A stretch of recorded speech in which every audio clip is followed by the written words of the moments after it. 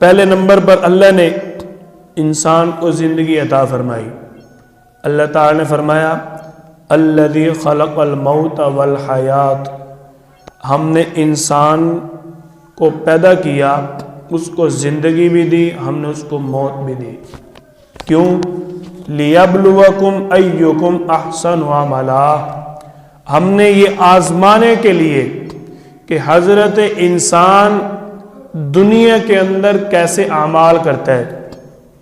ہم نے انسان کو راحت بھرا نظام دیا ہے، نظام اسلام. کیا یہ اسی نظام کے مطابق زندگی گزارتا ہے؟ اگر یہ اسی نظام کے مطابق زندگی گزارتا ہے تو وہ ہے یا ایتھا النفس المطمئنہ.